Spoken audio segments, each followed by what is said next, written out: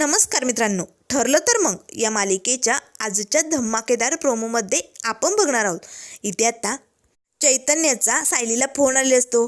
बऱ्याचशा मीटिंग असतात आणि बऱ्याचशा केसबद्दल आता चैतन्याला काहीतरी सायलीबरोबर बोलायचं असतं, डिस्कशन करायचं असतं. तेव्हा आता सायलीने चैतन्याला घरी बोलावलेलं असतं, कारण हे जे काही डीलबद्दल बोलणं असतं ते तिच्या डोक्यावरनं जात असतं. त्यावर आता लगेच चैतन्य घरी येतो आणि सायली आणि चैतन्य दोघे रूममध्ये बोलत असतात. तेवढ्यात आता दूध घेण्यासाठी अर्जुन पातेलं घेऊन दरवाजात येतो. दूधवाले काका आलेले असतात. त्याच वेळेस आता सायली मात्र अर्जुनकडे बघत असते. अर्जुनला काही दूध घेणं वगैरे ही कामं चांगली जमत नसतात. त्याच वेळेस ते दूधवाले काका म्हणू लागतात, भैया आप जाइए, भाभी जी को भेजिए, ओ अच्छा दूध लेती है. तेव्हा लगेच अर्जुन लागतो, ओ तुम्हाला दूध द्यायचं आहे ना, गुपचूप द्या पटकन. त्याच वेळेस आता दूध घेऊन जात असतानाच अर्जुन थबकतो.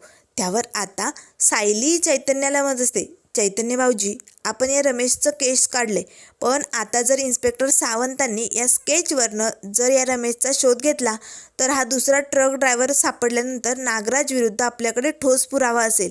आता सायलीने मात्र मोठं काम पार पाडल्याचं अर्जुनला कळालेलं असतं.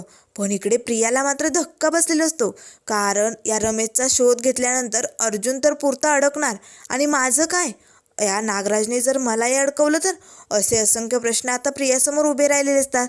आता हे सगळं बोलणं चोरून प्रियाचं ऐकण्याचं काम चालू असतं. त्याच वेळेस आता सायली म्हणू लागते, चैतन्य भाऊजी अहो दिवसभरात आता ही 7वी केस चालू आहे आपली, किती केस करायचे अजून, खूप वेळ झाला आहे ना.